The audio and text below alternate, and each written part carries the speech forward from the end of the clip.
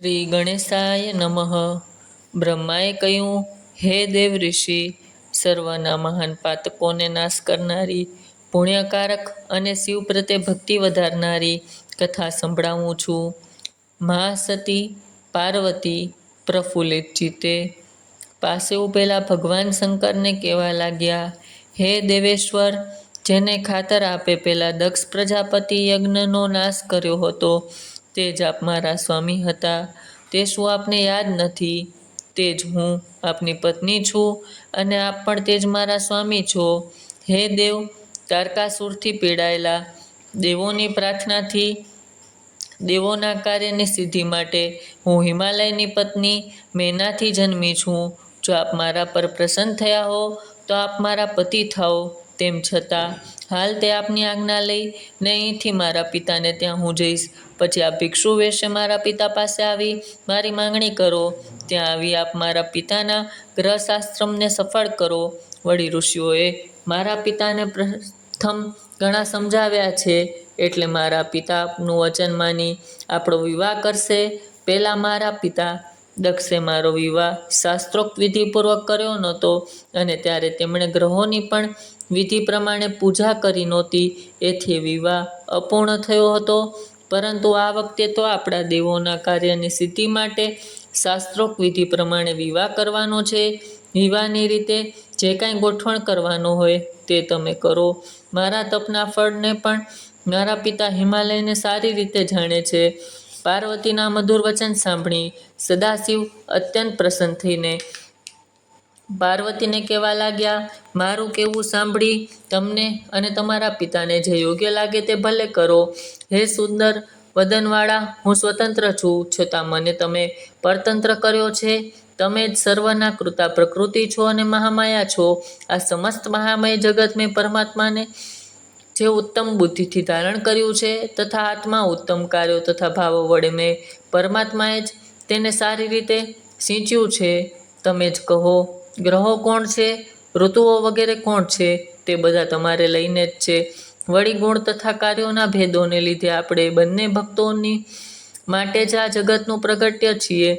રજોગુણ, સત્વગુણ અને તમોગુણની સૂક્ષ્મ પ્રકૃતિ તમે જ છો. સર્વ પ્રાણીઓનો હું આત્મા છું. હું નિર્વિકારી તથા નિષ્પ્રહ હોવા છતાં મેં ભક્તવત્સલે ભક્તોને આધીન થઈ શરીર ધારણ કર્યું છે. પણ હું ભિક્ષુ થઈ તમારા પિતા હિમાલય પાસે તમારી માંગણી માટે જઈ શકું નહીં. તેમ છતાં તમારી આજ્ઞા પ્રમાણે મર્યાદામાં રહી મારે સર્વ કરવાનું જ છે. માટે તમે જેમ ઈચ્છો છો તેમ ભલે કરો. શંકરના આવા વચન સાંભળી કમળ સમાન નેત્રવાળા પાર્વતી મહાદેવને ભક્તિપૂર્વક વારંવાર પ્રણામ કરી કહેવા લાગ્યા, તમે આત્મા છો અને હું પ્રકૃતિ છું. આપણે સ્વતંત્ર છીએ, છતાં ભક્તોને વશ રહીને પ્રભુ તમે હમણાં જ મારા પિતા હિમાલય પાસે જઈ મારી માંગણી કરો. કારણ કે હું તમારી ભક્ત અને ભવભાવી પત્ની છું, તો એટલે મારા પર કૃપા કરો. હું જાણું છું કે તમે પ્રકૃતિથી પર નિર્ગુણ પરમાત્મા બ્રહ્મ નિર્વિકારી, નિષ્પ્રહ અને સ્વતંત્ર છો. છતાં સગુણ થઈને પણ ભક્તોનો ઉદ્ધાર કરવા તત્પરથી અનેક લીલાઓ કરો છો. મહાદેવ, માટે મારા પર દયા કરી આપની મહાઅદ્ભુત લીલાથી આપના યશને આ લોકમાં વિસ્તારો, જેનું જ્ઞાન થવાથી મનુષ્ય અનન્યાસે સંસાર સમુદ્રને તરી જાય છે. હે નારદ, આમ ત્યાં આનંદ વર્તાઈ રહ્યો. સર્વના દુઃખો નાશ પામ્યા અને રુદ્ર પણ ઘણા આનંદિત બની ગયા. બ્રહ્માએ કહ્યું, શંકરના ગયા પછી પાર્વતી પણ હે મહાદેવ એમ બોલતા બોલતા સખીઓ સાથે પિતાને ઘેર જવા માટે નીકળી પડ્યા. હિમાલય મેના પણ પાર્વતી આવી રહ્યા છે જાણી દિવ્ય વાન પર બેસી વાજતે ગાજતે તેમની સામે ગયા. તે વખતે પુરોહિત, નગરજનો, સખીઓ, સંબંધી તથા મેનક વગેરે ભાઈઓ જય જયકાર કરતા પાર્વતી સામે જઈ રહ્યા હતા. રાજમાર્ગમાં ઠેર ઠેર મંગળ કળશની સ્થાપના કરતા પુરોહિત મુનિ પણ સાથે સાથે જઈ રહ્યા હતા. સર્વેએ શિવાદેવીનું ચંદન પુષ્પથી પૂજન કર્યું. હે નારદ, એ સમયે તેમને એક ભવ્ય રથમાં બેસાડી બ્રાહ્મણો વગેરે ઉત્સાહપૂર્વક નગરમાં લઈ ગયા. હિમાલયે જોયું ત્યાં ભિક્ષુઓ હવે ત્યાં વિષ્ણુના સ્વરૂપમાં હતો. એના મસ્તક પર કિરીટ, કાનમાં કુંડળ અને શરીર પર પીતાંબર ધારણ કર્યા હતા. 4 ભુજાઓ હતી અને હિમાલય પૂજા કરતી વખતે પૂજનમાં શ્રીહરિને જે પુષ્પ વગેરે ચડાવ્યા હતા તે સર્વ ભિક્ષુના શરીર અને માથા પર રહેલા જોયા. તરત જ સ્વરૂપ પલટાયું અને બ્રહ્માનું રૂપ જોયું. બ્રહ્માના શરીરના વર્ણ લાલ હતો અને તેઓ વૈદિક સૂક્તનો પાઠ કરતા હતા. ત્યારબાદ સ્વરૂપ પલટાતા આદિત્ય સ્વરૂપ દેખાયું અને અંતમાં તે ભિક્ષુ મહાન દેવેશ્વર રુદ્રના રૂપમાં દેખાયો. તેમની સાથે પાર્વતી પણ હતા.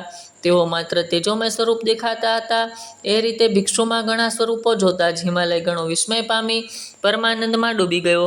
ત્યાર પછી સુંદર લીલા કરતા ભિક્ષુ નટરાજે હિમાલય અને મેના પાસે પાર્વતીની ભિક્ષા માંગી, પરંતુ શિવની માયાથી મોહિત થયેલા પર્વતરાજે એમની પ્રાર્થના સ્વીકારી નહીં અને નટ સ્વરૂપે મહાદેવ ત્યાંથી અંતર ધ્યાન થઈ ગયા. તરત જ મેના અને હિમાલયને ઉત્તમ જ્ઞાન થયું ને તેઓ વિચાર કરવા લાગ્યા, નટ અને ભિક્ષુના સ્વરૂપમાં આવેલા ભગવાન શિવ પોતાની માયાથી આપણને છેતરી અદ્રશ્ય થઈ ગયા લાગે છે. એમ વિચારી એ બંનેને શિવ પર મહામોક્ષ આપનારી તથા સંપૂર્ણ આનંદ આપનારી પરાભક્તિ થઈ. બ્રહ્માએ કહ્યું, વશિષ્ઠ મુનિનો આવો આગ્રહ જોઈ હિમાલય પોતાની પત્ની અને પરિવાર સહિત ઘણો વિસ્મય પામ્યો. તેણે બીજા પર્વતોને આ માટે પૂછ્યું. બધા પર્વતોએ તેની કન્યા શિવને જ આપવા ભલામણ કરી. બધા એમ જ કહ્યું કે સપ્તઋષિઓએ જે નિર્ણય છે તે કલ્યાણકારી છે.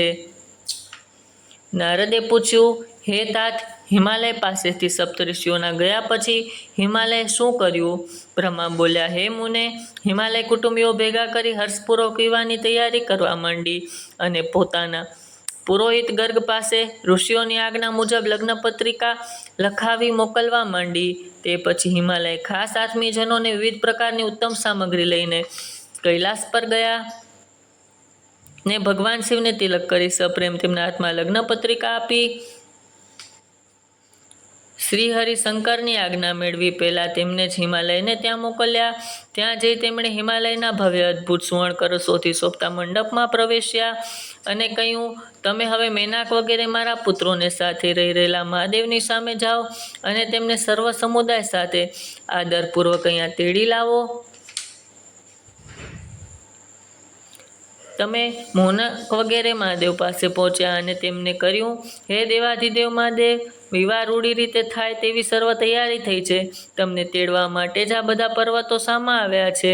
ત્યાં વિશ્વકર્માએ હિમાલયની આજ્ઞાથી એક નવાઈ પમાડે તેવા ભવ્ય અને આકર્ષક મંડપ રચ્યો. બ્રહ્માએ કહ્યું, નારદ, ત્યાર પછી હિમાલયે શિવ અને દુર્ગાને વેદ મંત્રપૂર્વક ઉપસ્નાન કરાવ્યું.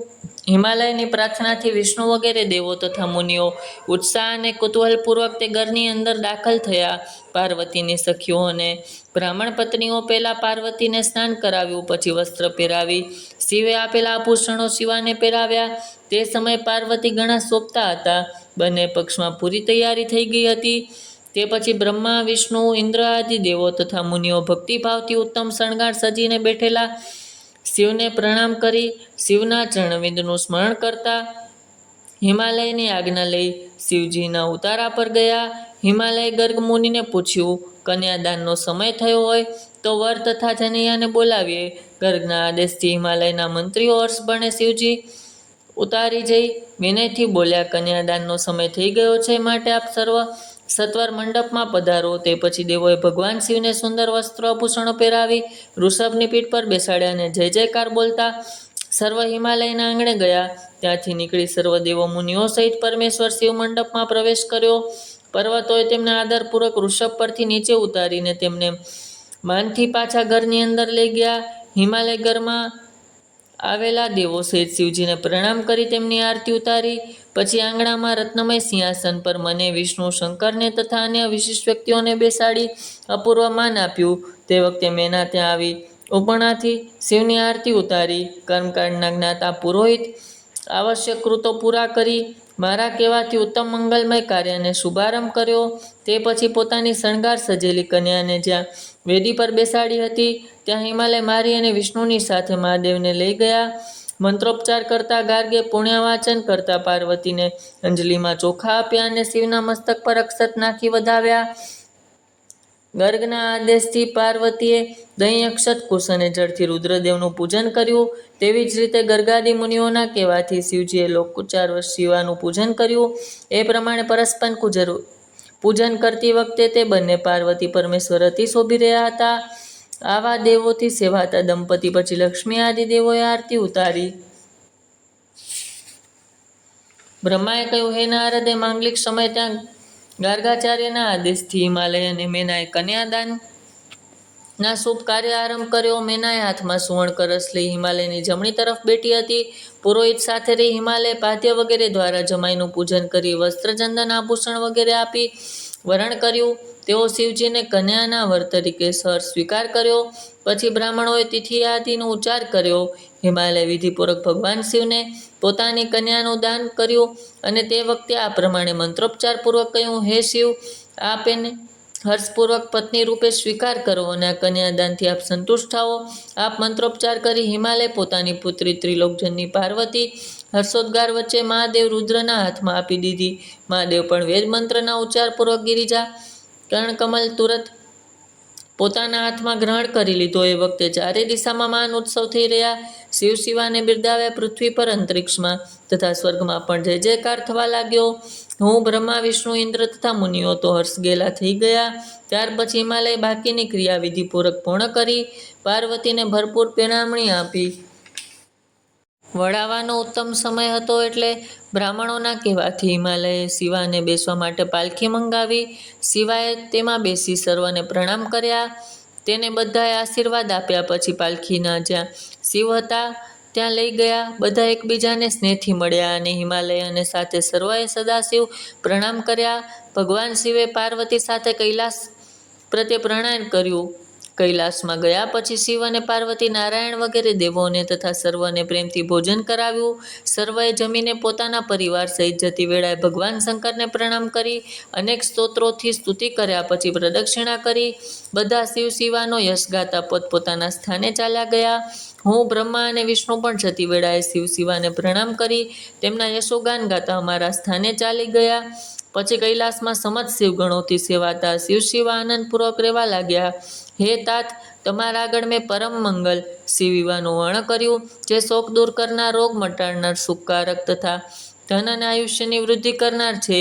જે ભાવિક નરનારી શિવ વિવાહને નિત્ય સાંભળે અથવા બીજાને સંભળાવે તે કહેનાર અને સાંભળનાર બંને આધિવ્યાધિને ઉપાધિથી મુક્ત થઈ સુખ ભોગવી શિવલોકને પામે છે. જ્યારે પણ ભગવાન શિવ અંગેના ઉત્સવ યોજાય ત્યારે ભાવિકે પ્રસન્ન થઈ એકાગ્રચિત્તે શિવ વિવાહનો પાઠ કરવો અથવા પવિત્ર થઈ આ શિવ પાર્વતી પરમ મંગળ ચરિત્ર આદરથી સાંભળવું. આથી શ્રવણ કરનારની સર્વકામનાઓ પૂર્ણ થઈ કાર્ય સિદ્ધ થાય. એ ખરેખર સાચું છે, એમાં સંશય નથી. ઇતિ શ્રી શિવ મહાપુરાણમાં રુદ્ર સંહિતામાં પાર્વતી ખંડમાં શિવ વિવાહના પાઠનો મહિમા. ભર્ગ મુનિએ કરાવેલ શિવ પાર્વતી વિવાહની વિધિ. પાર્વતી અને શિવજીનો સંવાદ. હિમાલયનો અપૂર્વ કન્યાદાન. અધ્યાય સંપૂર્ણ. ઓમ નમઃ શિવાય.